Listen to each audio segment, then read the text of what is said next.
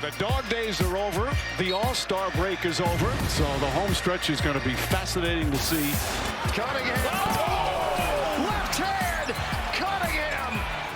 Oh, it's filthy. Oh, he went all Moody on him. 2 straight blocks. James Harden on the run. Harden alley-oop. Oh! Showtime. 54 consecutive free throws made. Ah! It's a one-point game. We're going nowhere right now. Oh, my goodness. He has made the last 4 field goals for Houston. Shot clock's down to 3. Oh, my goodness. 19 years and running. We need to clear West 34th Street because vroom, vroom, the motorcade is rolling through. He's not just rolling through, he has a parking spot there. He has a parking spot at Madison Square Garden, and that is where we go now. GQ recently did a story with Cade, and he says, I want to be on the Olympic team coming up. I think I am the best player in America, and Chiney, he showed that. His performance, it was reminiscent of that. Starting with setting up his big man, Jalen Duren, and then he carried the load. I'm not going to lie. The Knicks came out. They had the energy. They had the crowd there. People were there on time. It did not matter. Cade Cunningham, he looked like a grown man amongst boys. Yeah, without Jalen Duren, he still got the job done. Cade Cunningham had 24 in the first half, and then he kept it going here. Just MVP. It's not fair because he brings the ball up as a point guard. He can finish through like a forward, and then he can hit the mid-range like a shooting guard. He's flexing all the muscles. And then the next Pistons possession, he splits the defender. Oh! What do we say? Yeah. Out below. Business decision. Yeah. Split. Gotcha. Banana split. Hey. What a finish there by Cade. And the flex. Putting on a little bit of a show there. This meant something to him. And then letting everybody know it as well. And then Cade. Oh, man. Crossing up Sohan. Oh, man. No way. Hits a step back there. He finished with 42 points, 13 assists, 8 rebounds. The Pistons roll over the New York Knicks, and they sweep the season series against New York. And I think this deserves a little bit of a closer look here because Cade, he was the king of New York last night. He made franchise history, right? He became the first Detroit player with 40 points, 10 dimes, 5 threes in a game. Wow. And he finished his Manhattan masterclass with his second 40-point, 10-assist game of the season.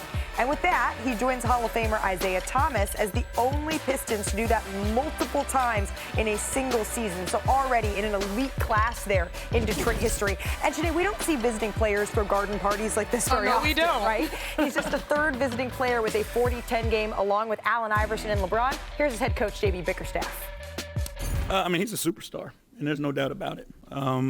You know, it's hard for me to think of 5 guys in this league that does more on both ends than he does. He never says no. He never complains, you know, and he goes out and gets the job done. Superstars are people that impact winning at a level that he has. A lot of games mean more for different reasons and stuff. Obviously, this was a great performance. I'm very happy with how I played last night, or tonight, how the whole squad played.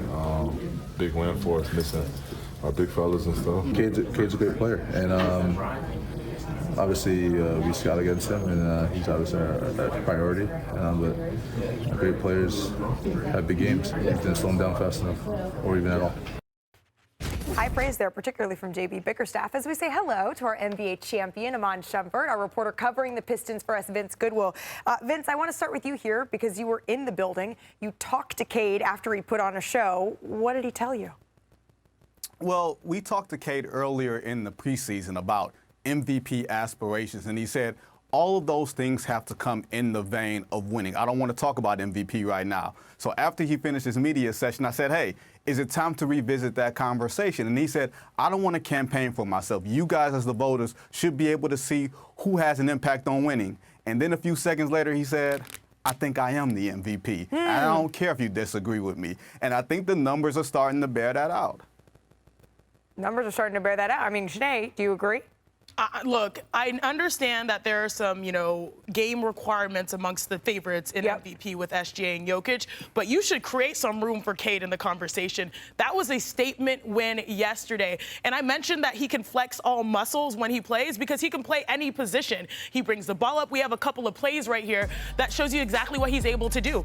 Here, he takes on the whole entire New York Knicks squad. It does not matter, but he draws and kicks to the corner to Duncan Robinson. This is a man that is number #2 in assists right now in the NBA, but he can also do bat all by himself. He can really manipulate mismatches. So right here, he gets the switch he wants because he's tall. He's 6'8", he's 6'9", and he has tempo where he cannot be rushed. And this is where he does his damage in the mid-range. He can shoot up. He can shoot right over you and have a beautiful follow-through, but this is where he is becoming an MVP. When he's knocking down shots like this from three, I think he had 5 threes yesterday, hit you with a clean step back right here between the leg. No one's coming to set a pick and roll because they know he is excellent when he's on an island. He was on a heater. You can see the flames right there.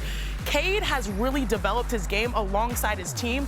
They have an NBA best record, 41-13. They're trying to protect home court for the playoffs, but look at how many points he has created. A masterclass, 73. Again, top in assists, masterful in how he controls the scoring. He just is a one-man show at this point. Yeah, and really, folks, we're starting to pay attention to what Detroit is bringing, not just as a regular season story, but something that we could see deep into the postseason. Because, Shump, as the jerseys behind you indicate, I'm sure you saw plenty of players try to make a statement in the Garden during your time with the New York Knicks. What kind of message did Cade send to the rest of the league last night when he does something like this?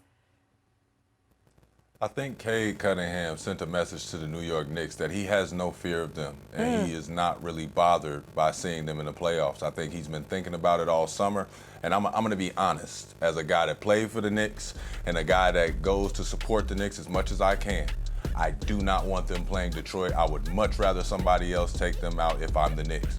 I say this because of the matchups. We start talking about matchups again. When you look at Detroit on paper, you start to say they don't have bona fide scorers around Cade Cunningham. Right. But when you go into a game and you know that JD's sitting out, they got other guys sitting out, and Cade Cunningham comes in there and his eyes light up and he go off for 40 and 10, and everybody's bouncing around, everybody's having fun, I don't want to see the man in the Garden no more. So somebody else, please get them out the way. I don't want to see them match up with them. Especially because it's not just one game, right? When you look at the New York Knicks over the course of the season, they have struggled with these Detroit Pistons here. You can see the point differential over the 3 games that they've played here. The difference from last year to this year is the fact that Karl-Anthony Towns, his touches have gone down, but also multiple players on the Knicks' touches have gone down. You've created more of an egalitarian system, but it feels like he's maybe not at the center of the universe, whereas last year it was like get the ball to Jalen Brunson, get the ball to Cat. Now it's more of an offensive system that involves everyone, but this is where I get a little bit frustrated because he is someone that is tremendously talented. He's someone that can score on the post, that can knock down a 3. He was, a couple years the best proclaimed shooting big man in the entire association. At some point, you can deviate and flex your muscle and say, give me the ball. And I do think that that's where I, as a player, and Shump, you can sort of speak to it. As a player, your coach might call a set, and you can deviate and say, I've got a mismatch. Put me where I want. Give me the ball. And so I do think he's trying to be a good player under a coach. But at sometimes, I want him to flex his muscles more and just say, I am a part of this system, and I deserve to be confident in it. What do you think of that, Shump? I just think that, again, to speak on what Shanae's saying, you have to, as a big man, you have to rim run. You have to duck in. You have to find little moments that you're making stuff happen as a basketball player. I think right now, Cat is waiting for his team to look out for him. Exactly. You're not going to get a special play. We don't have a special treat, candy, wrapper. We don't have any of that for you. You got to go out here and get it ugly. Where are the duck-ins? Where are the back screens that lead to a quick slip? Where are the extra ball screens when somebody is looking like they don't have anything that's kosher? Just go out there and give me a ball screen as a big body, but hit somebody. Where are the offensive rebounds to get yourself going with little touches around the rim? It doesn't have to always be a team thing where we're all staring at you and trying to force feed you. Sometimes you got to go out there and get it on your own. And I think the sooner Cat can, come to grips with that and say, man, let me get in playoff mode now, because that's what it is. He's missing out on the easy stuff and making it hard for himself. And right now, I don't like when he's driving to the basket or is back to the basket. I know I begged for it, but it's just not being successful right now. I think he needs to make it easy. Where are the duck-ins? Where are the back screens? Where are the slips? Where's the offensive rebounds? Where's the mellow miss layup, get the rebound, stack stuff, go back up again? I need all of that to get involved right now. You create your own destiny. And lastly, I'll say this. I used to think for a number of games, a majority of them, I'd look at the Knicks and be like, oh, Jalen Brunson's the best on the floor. Cat is going to be the best on the floor in this matchup. Now you have Cade Cunningham looking like he's the best player in these circumstances. Then you think about, okay, when Jalen Brown runs into town, Donovan Mitchell and James Harden, they have a whole different energy. Tyrese Maxey, Joel Embiid. There are question marks, whereas I was fully confident in the Knicks before, and that's interesting. And it seems like the word for the New York Knicks season is inconsistent. And it can really be summed up in the last 6 games. I was talking to one of our producers, Matt Williams, about this before we started the show. Last 6 games, win in double overtime against the Nuggets, right? And then they lose by 38 to the Pistons, but no OG or Karl-Anthony Towns. Okay, that's fine, right? Win by 22 against the Celtics. Okay, the Knicks are back, baby. Then lose in overtime against the Pacers. Win by 49 against the 76ers. Okay. And then losing again to the Pistons. So that's where it is with the New York Knicks right now. It just feels like it's up and down and up and down, and we are looking for those consistent answers because their bar, it is the conference finals or beyond. It's not just what we're seeing right here, right now. Without a doubt. Vince, thank you. It's totally that. Yeah.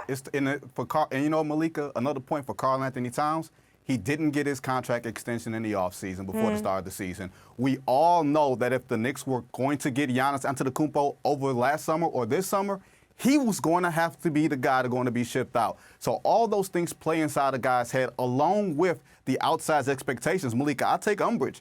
The Knicks' ceiling is the NBA. It's only the NBA Finals. Conference Finals got somebody fired last year. I don't think Conference Finals is the ceiling. That's the floor. Vince, Chiney's rubbing off on you here with using umbrage here in our first block on NBA Today. My friend, we appreciate you.